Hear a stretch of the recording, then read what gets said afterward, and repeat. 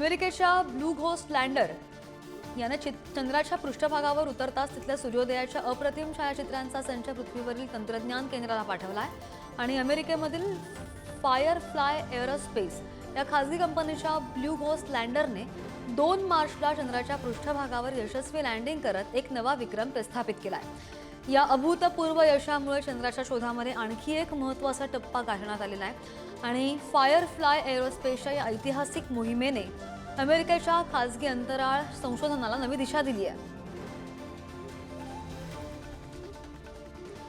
हवाई ज्वालामुखीमधून लाव्हा फाउंटन 100 फुटांहून अधिक उंच उडाल्याचं पाहायला मिळत आहे। बिग आयलँडवरील हवाई ज्वालामुखी राष्ट्रीय उद्यानामधील जगातील सर्वात सक्रिय ज्वालामुखींपैकी एक असलेल्या किलाउआच्या शिखरावरील खड्ड्यात 23 डिसेंबरपासून हा उद्रेक सुरू झालाय। तर या उद्रेकामुळे कोणत्याही रहिवासी भागाला धोका निर्माण झालेला नाहीये। सकाळी तुरळक आणि छोट्या प्रवाहांसह सुरू झालेली ही आग दुपारी झऱ्यांमध्ये रूपांतरित झाली। फिलिपाईन्सच्या मनिलामध्ये एका समारंभानिमित्त कपाळावर क्रॉसच्या आकारामध्ये राख लावण्यात येते आणि यावेळी ही राख लावण्यासाठी चर्च बाहेर लांबच लांब रांगा लागल्याचं पाहायला मिळालं।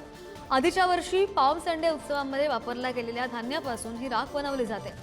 तसंच पवित्र पाण्याने नामकरण करून धूपच्या प्रदर्शनाद्वारे त्याला तयार करण्यात येतं आणि त्यामुळे ही राख लावण्यासाठी कॅथलिक समाजाच्या नागरिकांनी मोठ्या प्रमाणामध्ये गर्दी केली। न्यूझीलंडच्या एका मच्छीमारी करणाऱ्या बोटीमध्ये एका 400 किलो वजनाच्या डॉल्फिननं उडी मारली आणि यावेळी ओपन टॉप बोटीवर उडी मारल्यानं कुणालाही दुखापत झालेली नाहीये। यावेळी मच्छीमारांकडून न्यूझीलंडच्या नॉर्थ आयलंडच्या होल इन द रॉक या निसर्गरम्य स्थळाजवळ मासेमारी करण्यात येत होती आणि डॉल्फिनने बोटीमध्ये उडी मारल्यानं मासेमारीसाठीची प्रत्येक रॉड तुटून गेली। त्यामुळे बोटीचं मोठं नुकसान झालंय। दरम्यान संपूर्ण घटनेची न्यूझीलंडच्या संरक्षण एजन्सीला मच्छीमारांकडून माहिती सुद्धा देण्यात आली। सुनीता विल्यम्स बुश विल्मोर 9 महिने अंतराळामध्ये राहिल्यानंतर काहीच आठवड्यांमध्ये पृथ्वीवर परतणार आहेत आणि विल्मोर आणि विलियम्स यांना पुढील आठवड्यामध्ये त्यांचे बदली आंतरराष्ट्रीय अंतराळ स्थानकांपर्यंत येईपर्यंत प्रतीक्षा करावी लागेल। त्यांच्यासोबत 2 अंतराळवीर त्यांच्या स्पेसएक्सच्या प्रवासामध्ये सुद्धा सहभागी होणार आहेत। सुनीता विल्यम्स आणि विल्मोर यांनी गेल्या जूनमध्ये बोईंगच्या नवीन स्टार लायनर कॅप्सूलमधून उड्डाण केलं आणि आता काहीच आठवड्यांमध्ये ते पृथ्वीवर परततील। सर्बियाच्या संसदेवर विरोधकांचा स्मोक ग्रेनेडनं हल्ला पाहायला मिळाला आणि या हल्ल्यामध्ये 2 खासदार जखमी झालेले असून एकाची प्रकृती गंभीर आहे। मंगळवारी युरोपीय देश सर्बियाच्या संसदेमध्ये विरोधी पक्षाच्या खासदारांनी स्मोक ग्रेनेड फेकले। सरकारच्या धोरणांच्या निषेधासाठी आणि निदर्शनं करणाऱ्या विद्यार्थ्यांच्या समर्थनार्थ विरोधी पक्षांनी निदर्शनं केली। सरकारच्या अजेंड्यावरून संतप्त खासदारांनी हा गोंधळ घातला आणि सभागृहामध्ये स्मोक ग्रेनेड फेकल्यानं सभागृह काळ्या धुराने भरलं। या दरम्यान त्याच्या सुरक्षा रक्षकांची झटापट सुद्धा झाली। अमेरिका नाटोमधून बाहेर पडल्यास युरोपमध्ये मोठी अस्थिरता निर्माण होण्याची शक्यता वर्तवली जाते।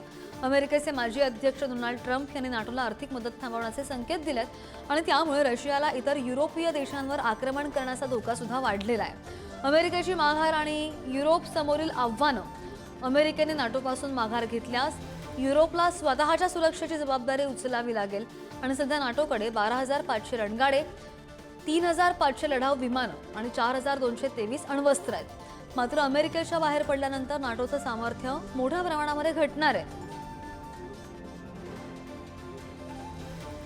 अमेरिकेचे राष्ट्राध्यक्ष डोनाल्ड ट्रम्प आणि युक्रेनचे राष्ट्राध्यक्ष झेलेन्स्की यांच्यामध्ये खडाजंगी झाल्याच्या 3 दिवसांनंतर अमेरिकेचे युक्रेनची सर्व लष्करी मदत रोखण्याची घोषणा केली आहे। हा आदेश तत्काळ लागू करण्यात आलेला असून अमेरिकेने पाठवलेली पण अद्यापही युक्रेनला न मिळालेली मदत सुद्धा थांबवण्याचा निर्णय घेण्यात आलाय। यामध्ये पोलंडपर्यंत पोहोचलेल्या लष्करी मदतीचा सुद्धा समावेश असणार आहे आणि त्यामुळे अमेरिकेच्या जीवावर अवलंबून असलेला युक्रेन संकटात सापडल्याची माहिती आहे। युक्रेनचे राष्ट्राध्यक्ष झेलेन्स्की यांनी अमेरिकेसंदर्भात एक मोठं वक्तव्य केलंय। स्वसंरक्षणासाठी अमेरिकेशी खनिजांचा सौदा करण्यास आम्ही कधीही तयार असल्याचे युक्रेनचे पंतप्रधान डेनिस यांनी म्हटलेलं आहे। रशिया आणि युक्रेनमध्ये सुरू असलेला संघर्ष थांबवण्यासाठी अमेरिकेचे अध्यक्ष डोनाल्ड ट्रम्प महत्त्वाची भूमिका बजावतील अशी अपेक्षा ठेवून अमेरिका दौऱ्यावर गेलेले युक्रेनचे अध्यक्ष व्लोदिमीर झेलेन्स्की यांना जाहीर दमदाटीला सामोरं जावं लागल्याचं पाहायला मिळालं। घडलं ते खेदजनक होतं असं म्हणत अमेरिकेने लष्करी मदत बंद केल्यानंतर झेलेन्स्की यांचा बवाल सूर उमटलेला आहे आणि अमेरिकेचे अध्यक्ष डोनाल्ड ट्रम्प यांच्यासोबत ओव्हल कार्यालयात झालेली खडाजंगी खेदजनक होती असं सुद्धा युक्रेनचे अध्यक्ष व्लोदिमीर झेलेन्स्की यांनी सांगितलेलं आहे. इतकंच नाही तर युक्रेनमध्ये कायमस्वरूपी शांतता टिकवण्यासाठी आपण ट्रम्प यांच्या कणखर नेतृत्वात काम करायला सुरुवात करणार आहोत आणि तयार असल्याचं सुद्धा त्यांनी एक्सवरील पोस्टमध्ये म्हटलंय. ट्रम्प यांनी युक्रेनची सगळी लष्करी मदत तात्पुरत्या काळासाठी थांबवली आणि त्यानंतर काहीच तासाने झेलेन्स्की यांनी नमती भूमिका घेतली. अमेरिकेमधील वीज पुरवठा बंद करू असा इशारा कॅनडाकडून देण्यात आलेला आहे. आयात शुल्क लागू केल्यानंतर कॅनडाने हा इशारा दिलाय. अमेरिकेने अनेक देशांवर आयात शुल्क लादलं आणि त्यामुळे जगभरातील देशांमधून संतप्त प्रतिक्रिया उमटताना पाहायला मिळाल्या. कॅनडाने त्यांची वीज खंडित करण्याचा इशारा दिलेला आहे आणि सोमवारी टोरंटो इथं झालेल्या खाण परिषदेमध्ये बोलताना कॅनडामधील ओंटारियाचे प्रीमियर डग फोर्ड यांनी हा इशारा दिल्याचं पाहायला मिळालं. त्यांना ओंटारियोचा नाश करायचा असेल तर मी माझ्या चेहऱ्यावर हास्य ठेवून त्यांचा वीज पुरवठा बंद करेन. ते आमच्या ऊर्जेवर अवलंबून आहेत असं सुद्धा त्यांनी म्हटलंय. अमेरिकेने चीनला टॅरिफ पाठोपाठ आणखी एक धक्का दिल्याचं दिसलं. पनामा कालव्यावर आता अमेरिकेचं नियंत्रण असणार आहे असं सुद्धा डोनाल्ड ट्रम्प यांनी जाहीर केलं.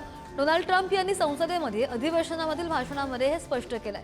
त्यांचं असं सुद्धा म्हणणं आहे की पनामा कालवा अमेरिकन लोकांनी अमेरिकांसाठीच बांधलेला होता आणि इतरांसाठी नव्हे, परंतु इतर देश त्याचा वापर करू शकत होते. सध्या अमेरिका आणि चीनमध्ये टॅरिफ प्रमाणे व्यापार युद्ध सुरू असून हे अधिक तीव्र होण्याची शक्यता वर्तवली जाते आणि याच दरम्यान ट्रम्प यांनी पनामा कालव्याच्या संबंधित केलेलं हे वक्तव्य मोठ्या वादाला वाचा फोडण्याची शक्यता वर्तवली जाते. भारत आणि ब्रिटनमधील व्यापार, संरक्षण आणि द्विपक्षीय संबंध अधिक दृढ करण्याच्या उद्देशाने परराष्ट्र मंत्री एस जयशंकर हे 6 दिवसांच्या दौऱ्यावर आहेत.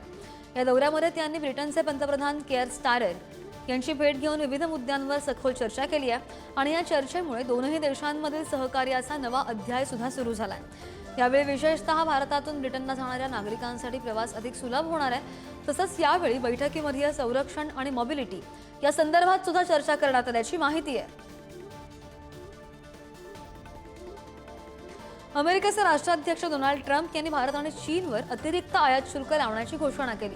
त्यांनी अमेरिकन संसदेच्या संयुक्त सत्राला संबोधित करताना ही मोठी घोषणा केल्याचं पाहायला मिळालं आणि त्यामुळे या घोषणेचा भारतीय अर्थव्यवस्थेवर मोठा परिणाम होण्याची शक्यता आहे. भारत ऑटो उत्पादनांवर 100% अधिक आयात शुल्क लावतो आणि याच उत्पादनांवर चीन दुप्पट आयात शुल्क लावत आहे. दक्षिण कोरियाचं शुल्क 4 पट अधिक आहे अशी माहिती सुद्धा डोनाल्ड ट्रम्प यांनी दिली आहे.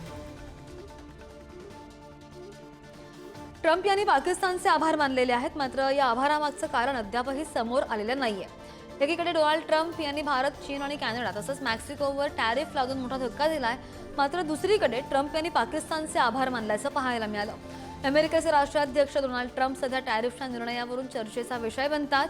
डोनाल्ड ट्रम्प यांच्या इतर देशांवर टॅरिफ लादण्याच्या निर्णयानं अमेरिकेचं या देशांसोबत व्यापार युद्ध सुरू झालंय. मात्र दुसरीकडे ट्रम्प यांनी पाकिस्तानचे आभार मानल्याने मोठं प्रश्नचिन्ह सुद्धा उमटलेलं आहे.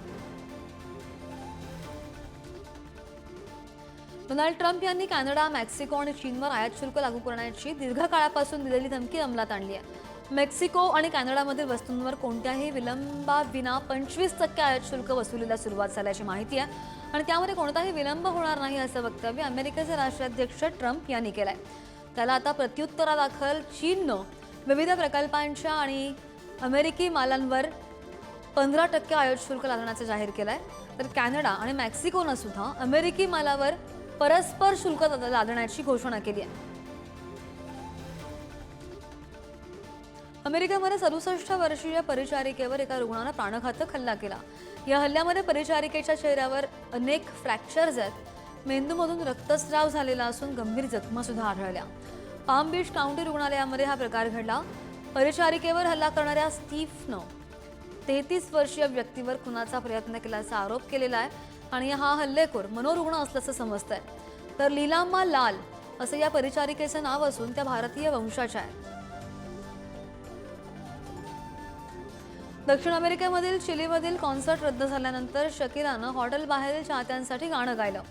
पॉप सुपरस्टार शकीराचा कॉन्सर्ट रद्द झाला आणि त्यानंतर तिने रात्री चिलीमधील सॅन्टियागो येथील आपल्या हॉटेलबाहेर गाणं गाऊन चाहत्यांना खुश केलं. सेफ्टी बॅरियर्सच्या मागे असलेल्या गर्दीमधील लोक तिच्यासोबत गात होते. प्रोडक्शन कंपनी फेनिक्स एंटरटेनमेंटनं चिलीच्या राजधानीमध्ये दुसरी शकीरा कॉन्सर्ट स्थगित केल्याची घोषणा केली आहे आणि शकीरा रविवारी आणि सोमवारी वुमन डोंट क्राय अबाउट यावर परफॉर्म करणार होती. पंजाबच्या चंदीगडमध्ये शेतकऱ्यांनी आज आंदोलन केलं. शेतकऱ्यांनी विविध मागण्यांसाठी हा मोर्चा काढल्याचं पाहायला मिळालं आणि याच पार्श्वभूमीवर पंजाबचे मुख्यमंत्री भगवंत मान यांनी बैठक सुद्धा बोलावली होती. मात्र या बैठकीमध्ये वाद झाल्याचा दावा सुद्धा केला जात असून या बैठकीमधून मुख्यमंत्री उठून गेल्याचा दावा शेतकरी नेत्यांनी केलाय. पंजाब सरकारच्या मते शेतकरी मागणी करत असलेल्या अनेक मागण्या केंद्र सरकारच्या अखत्यारीत आहेत. तर दुसरीकडे या मोर्चाच्या पार्श्वभूमीवर अखिल भारतीय किसान सभा, BKU दकौंडा आणि कीर्ती किसान युनियनच्या नेत्यांना अटक करण्यात आली आहे. जम्मू काश्मीरमधील बारामुल्ला परिसरामधील ओल्ड टाउन पोलीस चौकीवर मंगळवारी रात्री ग्रेनेड हल्ला झाला. या हल्ल्यामध्ये कोणत्याही प्रकारची जीवितहानी आणि नुकसान झालेलं नाहीये.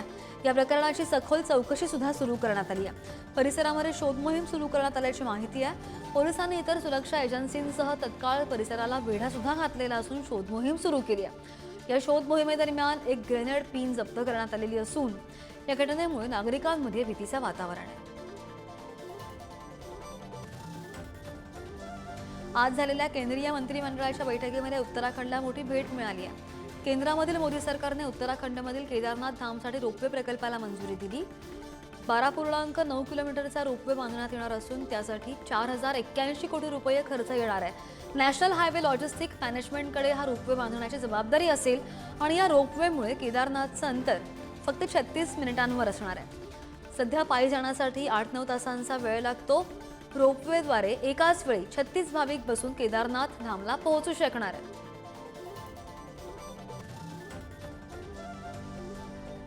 संबल वादाप्रकरणी उच्च न्यायालयानं मोठी टिप्पणी केल्याचं सुद्धा समोर आलं.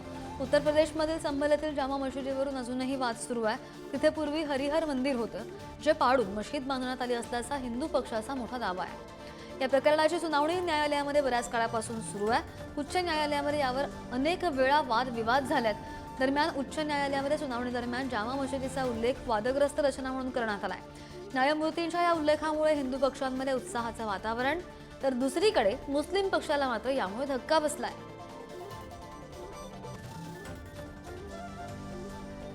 खासगी रुग्णालयामध्ये उपचार घेणाऱ्या सर्वसामान्यांसाठी मोठी बातमी आहे. खासगी रुग्णालयांमध्ये दाखल होणाऱ्या रुग्णांची आणि कुटुंबियांची होणारी पिळवणूक रोखण्यासाठी लवकरच धोरण आखलं जाईल अशी सुद्धा शक्यता वर्तवली जाते आणि या प्रकरणी सर्वोच्च न्यायालयानं केंद्र सरकार आणि राज्य सरकारला निर्देश दिले. केंद्र आणि राज्यांना खासगी रुग्णालयामध्ये दाखल करण्यात येतं रुग्ण आणि कुटुंबांचं शोषण रोखण्यासाठी धोरण तयार करण्याच्या सूचना दिलेल्या आहेत. न्यायमूर्ती सूर्यकांत आणि न्यायमूर्ती NK सिंह यांच्या खंडपीठासमोर झालेल्या सुनावणीमध्ये या सूचना देण्यात आल्या. दिल्ली विधानसभा निवडणुकीमधील पराभवाला 1 महिन्यांचा कालावधी लोटल्यानंतर अरविंद केजरीवाल हे मनशांतीसाठी पंजाबमध्ये पोहोचलेले आहेत. पत्नी सुनीता केजरीवाल यांच्यासोबत ते पंजाबमधील होशियारपूरपासून सुमारे 11 किलोमीटर अंतरावर असलेल्या आनंदगड गावामधील विपश्यना केंद्रामध्ये गेले. दरम्यान केजरीवाल यांच्या ताफा आनंदगडला जात असतानाचा व्हिडिओ सोशल मीडियावर तुफान व्हायरल होतोय. यावर आपच्या बंडखोर राज्यसभा खासदार स्वाती मालिवाल यांनी सुद्धा एक व्हिडिओ शेअर करत केजरीवालांवर हल्लाबोल केलाय. उत्तर प्रदेशचे मुख्यमंत्री योगी आदित्यनाथ यांना बॉम्बस्फोटाची धमकी देण्यात आली आहे आणि या धमकीचा व्हिडिओ सोशल मीडियावर सुद्धा व्हायरल होतोय. पोलिसांनी यावर तत्काळ कारवाई करत गुन्हा दाखल करून तपास सुरू केलेला आहे आणि सोशल मीडियावर धमकीचा व्हायरल व्हिडिओ एका व्हॉट्सअप ग्रुपमध्ये आला आणि त्यानंतर एकच गोंधळ उडालाय. ग्रुप ॲडमिन अभिषेक दुबे यांनी यासंदर्भात तक्रार दाखल केली. सुरुवातीच्या तपासामध्ये हा मोबाईल नंबर कासगंजचा असल्याचं सांगितलं जात आहे आणि गौर यांनी पोलीस ठाण्यावर तक्रार दाखल केल्याचं सुद्धा पाहायला मिळालं. पोलीस तपास करतात आणि या प्रकरणानंतर आरोपीला लवकरच अटक होण्याची शक्यता सुद्धा वर्तवली जाते. अबू आझमीला उत्तर प्रदेशला पाठवा, आम्ही त्यांच्यावर उपचार करू असं मुख्यमंत्री योगी आदित्यनाथ यांनी म्हटलंय. औरंगजेबाच्या कौतुकावर मुख्यमंत्री योगी आदित्यनाथ यांनी हे संतप्त वक्तव्य केल्याचं दिसलं. समाजवादी पक्षाचे आमदार अबू आझमी यांच्या वादग्रस्त विधानावर योगी आदित्यनाथ यांनी उत्तर प्रदेश विधान परिषदेमध्ये हे विधान केलं। समाजवादी पक्ष औरंगजेबला आदर्श मानतायत। अबू आझमीला भारतात राहण्याचा अधिकार असावा का? समाजवादी पक्षाने याचं उत्तर द्यावं। अबू आझमी यांना पक्षामधून का काढून टाकत नाही, तसा सवाल सुद्धा आदित्यनाथ यांनी उपस्थित केला आहे। लखनौच्या एका न्यायालयानं बुधवारी काँग्रेस नेते राहुल गांधी यांना 200 रुपयांचा दंड ठोठावला। सुनावणीला सतत गैरहजर राहिल्याबद्दल अतिरिक्त मुख्य न्यायदंडाधिकारी न्यायालयाने दंड ठोठावल्याची माहिती। तसंच 14 एप्रिल 2025 रोजी न्यायालयामध्ये हजर राहावं। जर ते या तारखेला सुद्धा हजर राहिले नाहीत तर कठोर कायदेशीर कारवाई केली जाऊ शकते, असा इशारा सुद्धा त्यांनी दिलाय। पुढच्या सुनावणीमध्ये सुद्धा राहुल गांधी अनुपस्थित राहिल्यास अजामीन पात्र वॉरंट जारी केले जाऊ शकतो, असं स्पष्ट केलेलं आहे न्यायालयानं। बहुजन समाज पार्टीच्या अध्यक्षा मायावती यांनी आकाश आनंद यांना पदावरून काढल्यानंतर पक्षाच्या नॅशनल कोऑर्डिनेटरची घोषणा त्यांनी केलेली आहे। राज्यसभा खासदार रामजी गौतम आणि रणधीर बेनीवाल यांना बसपा नॅशनल कोऑर्डिनेटर पदावर नियुक्त त्यांनी केलंय आणि याचबरोबर आनंद कुमार यांची बसपा राष्ट्रीय उपाध्यक्षपदी नियुक्ती सुद्धा करण्यात आली आहे। या अगोदर नॅशनल कोऑर्डिनेटरची जबाबदारी आनंद कुमार यांच्याकडे होती। गेल्या आठवड्यामध्ये मायावती यांनी आपला पुतण्या आकाश आनंद यांना नॅशनल कोऑर्डिनेटरसह सर्व पदांवरून हटवलं आणि आता बसपाच्या नव्या नॅशनल कोऑर्डिनेटरची घोषणा केलेली आहे।